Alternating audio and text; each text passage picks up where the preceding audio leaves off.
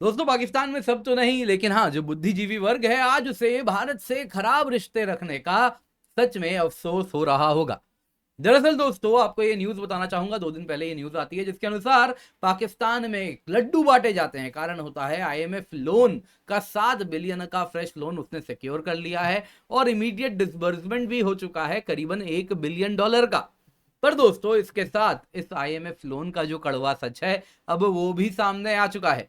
दरअसल दोस्तों आज अगर आप न्यूज में देखें तो ये पता चल रहा है कि उस 7 बिलियन के आईएमएफ लोन के लिए पाकिस्तान को 1.5 लाख सरकारी नौकरियों को बंद करना पड़ा है। जी हाँ दोस्तों, वो सारे सरकारी नौकर जो काम कर रहे थे उन सबको वापस घर भेज दिया गया है।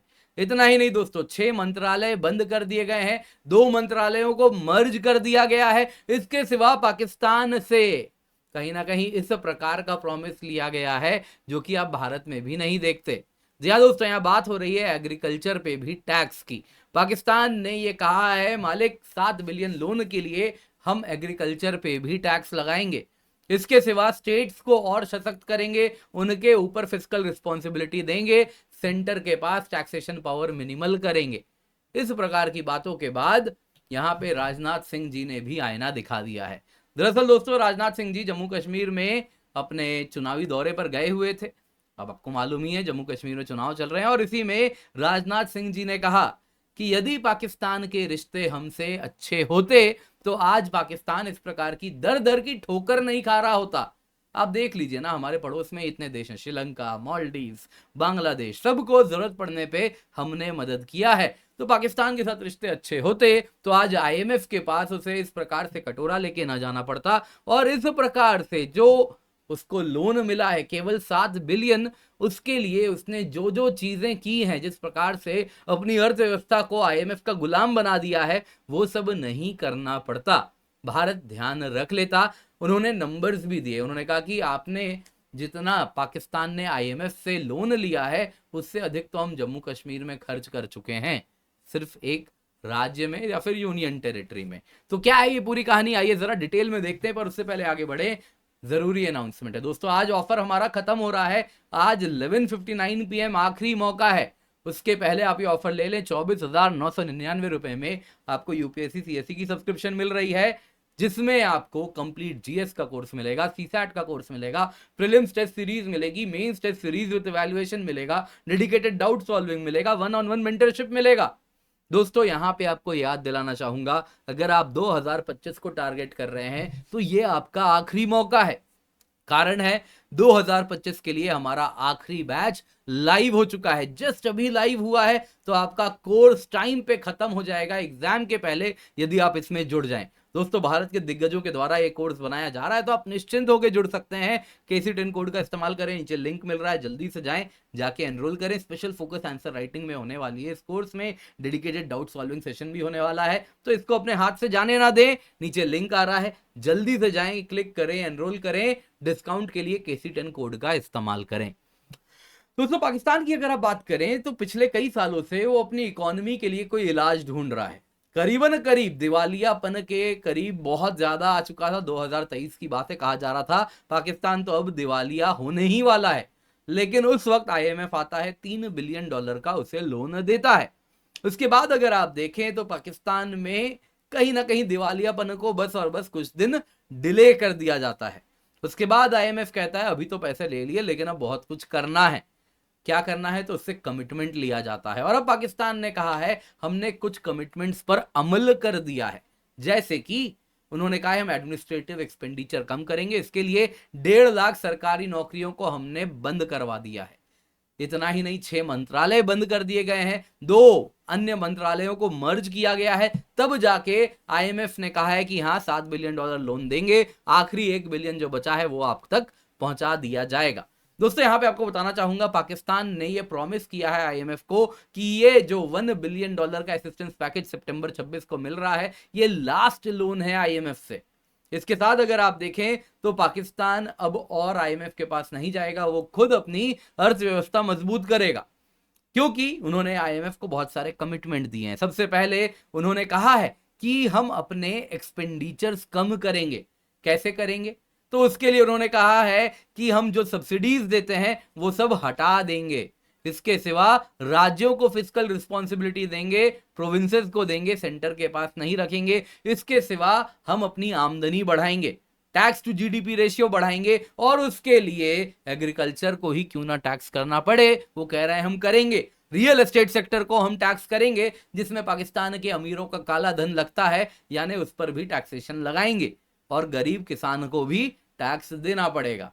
इतना ही नहीं, उन्होंने कहा कि अब सेंटर अपने पास जो फिस्कल पावर रखा है वो स्टेट्स को देगा। अब दोस्तों, पाकिस्तान इस प्रकार के प्रोमिसेस तो दुनिया को कई बार कर चुका है, लेकिन कब अमल में लाया है आज तक तो नहीं देखा। हर 5 से 7 साल में ये दिवालियापन के कगार पर आ ही जाता है, और उसके बाद उसका हाल यही होता है कि फिर नया लोन का पैकेज लेने के लिए पहुंच जाता है। यहां पर दोस्तों राजनाथ सिंह जी ने भी कुछ कहा है।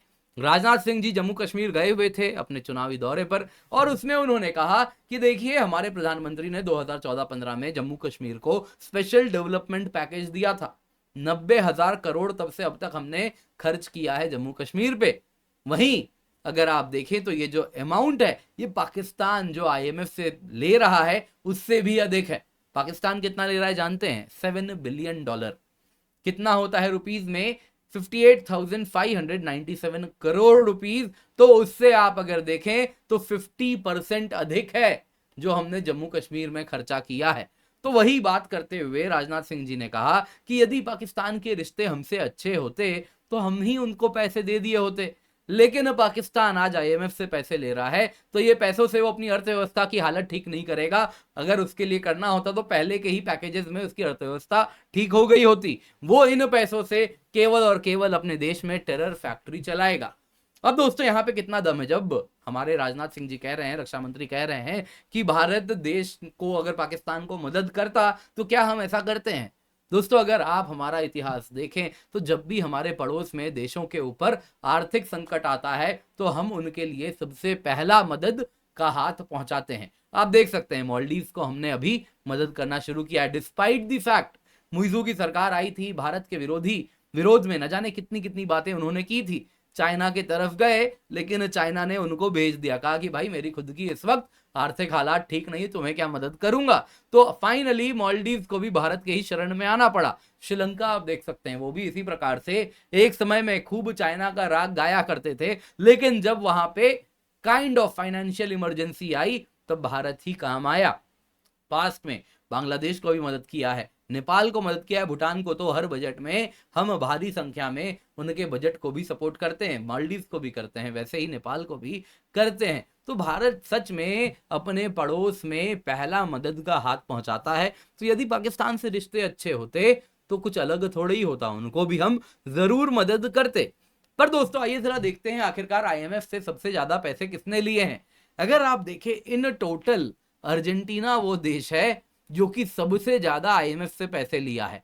अगर आप देखें तो पूरे एशिया पैसिफिक रीजन में जो पैसे आईएमएफ ने डाले हैं उससे अधिक अकेले एक देश अर्जेंटीना में गया है। वैसे ही अफ्रीका में देखें तो इजिप्ट है। यूरोप में आपको मालूम ही है दोस्तों, जो एक देश है जो जेलेंस्की चला रहे हैं, वो जेलेंस्की का देश यूक्रेन आज सबसे ज्यादा आईएमएफ के लोन के द्वारा कहीं ना कहीं वो चल रहा है। वैसे ही आप देखें तो हमारे इलाके में, एशिया पैसिफिक वाले इलाके में अगर आप देखें तो एशिया पैसिफिक यानी बेसिकली इंडो पैसिफिक जिसको हम कहते हैं, तो वहां पे पाकिस्तान है, उसके बाद बांग्लादेश है, उसके बाद श्रीलंका है। ये 3 देश हैं जो सबसे ज्यादा आईएमएफ लोन लिए हैं। आइए जरा देखते हैं दोस्तों ये नंबर्स में कितना है। तो ये डेटा अप्रैल 2024 तक का है, जिसके अनुसार अर्जेंटीना के पास 5.3% उसकी जीडीपी का जो हिस्सा है वो आईएमएफ के लोन से ही आ रहा है, $32 बिलियन।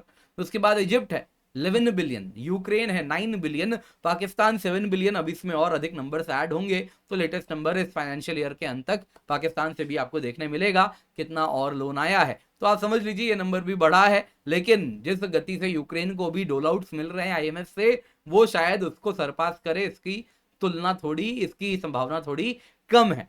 इसके सिवा दोस्तों बाकी आप देखें तो साउथ अमेरिका का कोलंबिया है, इक्वाडोर है, बाकी अंगोला, कीनिया, घाना, कोट डी आइवरी हैं जो कि आईएमएफ के लोन पर निर्भर करते हैं। इन टर्म्स ऑफ जीडीपी अगर आप देखें तो इक्वाडोर 4.9% उसकी जीडीपी आईएमएफ के लोन से ही आ रही है, पाकिस्तान का 1.8% है। वहीं अगर आप अर्जेंटीना देखें 5.3% है, यूक्रेन 4.7% है। पर दोस्तों ये नंबर तेजी से बढ़ने वाला है क्योंकि यूक्रेन की बात करें तो जीडीपी हो रही है श्रिंक रियल सेंस में, अगर आप देखें इन्फ्लेटेड नंबर्स पे ना जाए तो, और जो लोन है वो जा रहा है बढ़ता हुआ दिख रहा है, तो ये नंबर तेजी से बढ़ने वाला है। उम्मीद करता हूं दोस्तों आपको ये वीडियो पसंद आई होगी, लाइक जरूर कीजिएगा, शेयर करना बिल्कुल भी ना भूलें। बाकी याद रखिए आज ऑफर खत्म हो रहा है, 24,999 रुपए में आपको कंप्लीट यूपीएससी सीएससी की तैयारी करवाई जा रही है, जिसमें जीएस भी प्रिपेयर कराएंगे, सीसैट भी प्रिपेयर कराएंगे, प्रीलिम्स टेस्ट सीरीज मिलेगी, mains test series with valuation मिलेगा, 1-on-1 मेंटरशिप भी मिलेगी। तो जल्दी से जाएं, जाके जुड़ जाएं दोस्तों। इस कीमत पे आपको और कहीं मार्केट में देख लीजिए आपको यूपीएससी की तैयारी नहीं हो रही है, इस क्वालिटी की तो कतई भी नहीं। क्वालिटी कोर्स से दोस्तों लास्ट ईयर भी 70 से अधिक हमने सिलेक्शन दिया है। इसके सिवा भी दोस्तों डिस्पाइट द फैक्ट इतना अफोर्डेबल है, फिर भी आपके लिए हम इजी ईएमआई ऑप्शंस भी रखे हैं, तो आप उनका भी फायदा उठा सकते हैं। इस नंबर पे कॉल करें 8585858585। जी हाँ दोस्तों, 5 बार 85 नंबर है, उस पर कॉल करें और आप बाकी पैकेजेस भी सीख से जान सकते हैं। बाकी दोस्तों अगर आप 2025 टारगेट कर रहे हैं तो आखिरी मौका है, इसके बाद ये मौका नहीं आएगा क्योंकि लास्ट बैच है 2025 के लिए। इसके बाद जो भी बैचेस आएंगे 2026 2027 के लिए आएगा। तो अगर आप चाहते हैं 2025 के एग्जाम के पहले आपका सिलेबस खत्म हो जाए, आप एग्जाम रेडी हो जाए, तो जल्दी से जाएं, एनरोल करें, क्योंकि ये बैच जस्ट अभी स्टार्ट हुआ है। तो आप इसमें A to Z स्टार्टिंग से पढ़ सकते हैं और सब कुछ सीख जाएंगे। बाकी मेरा करंट अफेयर्स का कोर्स है, हफ्ते भर का करंट अफेयर्स हम बस 2 दिन में कवर करते हैं, तो निश्चिंत होकर जुड़े। इसके सिवा अन्य बैचेस भी हैं हमारे, iconic subscription one stop solution है, एक बार ले लिया तो और कुछ नहीं चाहिए, बहुत कुछ आपको इसमें मिलता है। ऑप्शनल बैचेस भी हमारे हैं। बाकी अनअकैडमी एश्योर वापस आ गया है, जिसके अंतर्गत यदि आप 2 साल का सब्सक्रिप्शन लेते हैं और यदि आपको मन चाहा रिजल्ट उसके बाद नहीं मिल रहा तो 1 साल का आपको एक्सटेंशन देते हैं। बाकी आपके लिए बहुत सारी चीजें भी हमने रखी हैं। प्रीलिम्स क्लियर करने पे फुल्ली पेड क्यूईपी मेंस के लिए मिलता है, मेंस क्लियर करने पे फ्री इंटरव्यू गाइडेंस प्रोग्राम होता है, इंटरव्यू क्लियर करने पे 100% फी रिफंड है। दोस्तों ये है अनअकैडमी एश्योर, तो मेक श्योर आप इसका फायदा जरूर उठाएं। Use the code KC10।